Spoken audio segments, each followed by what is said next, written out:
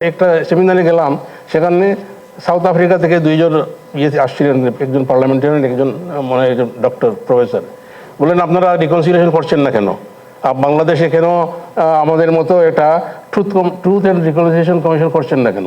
তো আমি বললাম যে আমরা কেন কীভাবে করবো, আমাদের রক্ত শুকায় নাই, তাই না? আমাদের কেসগুলির কোনো ফয়সালা হয় নাই এখনো। তো এইগুলি বিচার আগে আমরা কী করে করবো? আমরা যে করবো না তো না, আমরা এগুলি হোক, তারপরে আমরা অবশ্যই করব। আর তোমাদের তো 9 বছর লাগছে তোমাদের ট্রুথ কমিশন করতে, আমাদের 1 বছর মাত্র পার হয়েছে। সুতরাং ইমপ্রেশন হইও না, আমাদেরকে এত প্রিমেচিওর অ্যাডভাইস দিও না, কারণ আমরা করবো ইনশাল্লাহ। রিকনসিলিয়েশন যদি কেউ অনুতপ্ত হয়, পেনিটেন্ট হয়, সেটা যদি মাপ চায় যে আমরা, তাইলে মানুষ, আমাদের দেশের মানুষ তো কমার্শিয়াল, তাই না? তার প্রমাণ হচ্ছে এই যে 5th অগাস্টে, তেমন যেগুলো তারা বলছে তো 5 লক্ষ লোক মারা যাবে, তেমন কোনো কিছুই তো হয় নাই ইনশাল্লাহ, তাই না?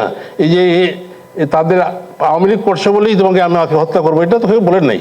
যেগুলি হয়েছে এটা স্টেট ঘটনা দুই একটা, এটা হচ্ছে কোনো ব্যক্তিগত আক্রোশ হয়েছে, অথবা যারা মিসগাইডেড তারা করছে দুই একটা, কিন্তু সেগুলি দিয়ে তো জাতির এই যে এত কম কিন্তু রিটালিয়েশন হইল, তা এরকম কোনো বিপ্লব হয় নাই কোনো দেশে। আমাদের বাংলাদেশ গর্বিত এই জন্যে যে আমরা প্রতিশোধ পরায়ণ নই, আমরা ক্ষমা পরায়ণ, কিন্তু ক্ষমার যোগ্যতা হতে হবে, তাদেরকে ক্ষমা চাইতে হবে। সুতরাং ভোট তো তারা দিতেই পারে, কোনো অসুবিধা নাই।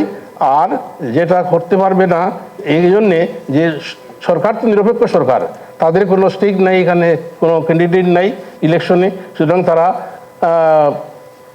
নির্মোহভাবে তাদের দায়িত্ব পালন করবে। এবং তাই যদি করে, এবং মাঠে তো আর্মি রয়েছে, সেখানেও তারা তাদের দায়িত্ব পালন করছে বলেই অন্তত যেটুকু আছে এটাও থাকতো না।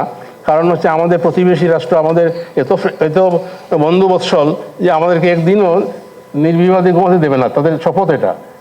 সুতরাং এই প্রতিকূল অবস্থায় এই ইলেকশনটা হচ্ছে, এই পর্যন্ত চলতে যাচ্ছে, কেবল যদি ইলেকশন হবেও না, কিন্তু এখন তো দেখা যায় এটা যে সার্টেনিটি হচ্ছে ইনশাল্লাহ আর কয়েকদিন পরে।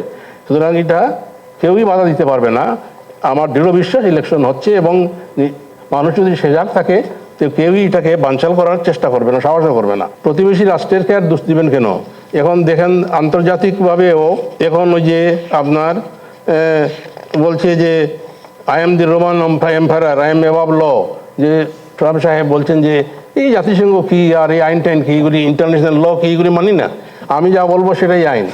তো আমাদের প্রতিবেশী ওই সবকটা নিয়েছে আর কি, ওই ফিলসফিটা, যে আমি এত বড় প্রতিবেশী, আমাকে বাদ দিয়ে কি দুঃসাহস এখানে ইলেকশন করবে, দেশ চালাবে, কিন্তু কিছুই তো করতে পারে না, 1 বছর তো চলে গেছে, তাই না?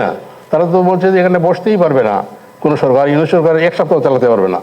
কিন্তু তাকে তাদের যে আশা, এটাকে আমরা দুরাশায় পরিণত করছি। এখন তারা বুঝতে আরম্ভ করেছে যে না, এটা এই যে জনগণ, এদেরকে বিভ্রান্ত করা যাবে না, এদেরকে কোনোভাবেই চাপে রাখতে পারা যাবে না।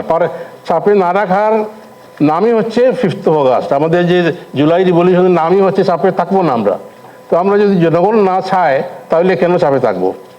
তারপরে আরেকটা প্রশ্ন হচ্ছে, দিল্লির একটি ক্লাবে রেকর্ড একটি ভিডিও করার জন্য বসনে তিনি তাকে পরিকল্পিতভাবে এক ষড়যন্ত্রের মাধ্যমে ক্ষমতাচ্যুত করা হয়েছে বলে উল্লেখ করেন। ওই যে বললাম রিপিটেশন, ওনার কোনো রিমোর্স নাই, অনুশোচনা নাই, কোনো রিপেন্টেন্স নাই। এই যে বলছেন যে ষড়যন্ত্রের মানে, অর্থাৎ সমস্ত বাংলাদেশি মানুষ সব ষড়যন্ত্র করছি আমরা। তাই যদি হয়, ইতিহাসই সাক্ষ্য দেবে কে ষড়যন্ত্র করছে আর কে করে নাই। আপাতত তো তার রেজাল্ট দিয়েই বোঝা যাচ্ছে যে উনি দেশ থেকে পালিয়ে গেলেন কেন, এত শক্তিশালী মহিলা, হ্যাঁ, কেন পালিয়ে গেলেন? কারণ জনগণ চায় নাই বলেই পালিয়ে গেলেন, বাধ্য হয়ে চলে গেলেন। সুতরাং এইটার জন্যে কোনো চিন্তার কোনো কারণ নেই। ওনার ছেলে সেদিন বলছে আরেকটা যেতে, যে ওনার চ্যাপ্টার শেষ, শেখ হাসিনার অধ্যায় শেষ, এখন আওয়ামী লীগ যা করে করুক, এই তো ভাবটা। তো সুতরাং তাই যদি হয়, তাহলে এইগুলি সংবাদ সম্মেলন করে কোনো লাভ হবে না, এগুলা মানুষ শুনবে না। 18 কোটি মানুষ যদি এটাকে নিশ্চয়তা দেয়, নিশ্চয়তা চায়, তাহলে কেউই এটাকে অনিশ্চয়তায় ফেলতে দিতে পারবে না। সুতরাং আমি মোটেই ভীত নই যে কোথায় কি প্রেস কনফারেন্স করলো দিল্লিতে বসে, বাংলাদেশে আসুক না কেন। উনি তো বলতেন যে কি নাম, তারেক কেন আসেন না বাংলাদেশে, হ্যাঁ এখানে আসুক, এরকম ল্যাঙ্গুয়েজ ছিল। তো এখন তো তারেক সাহেব বলতে পারেন যে হাসিনা এগুলি করে কেন বাংলাদেশে আসুক, হ্যাঁ, তা কিন্তু ওরা বলবে না, ওরা কারণ ওই ল্যাঙ্গুয়েজ এরা ব্যবহার করছে না। দেখা যায় এটা ভালো সাইন হচ্ছে যে আমরা ভাষা এটা গ্রামার মেনেই চলা হচ্ছে, কোনো কাদা ছোড়াছুড়ি বেশি হচ্ছে না। যা হচ্ছে এগুলি যদি না হয়, এটাই আমাদের আশা।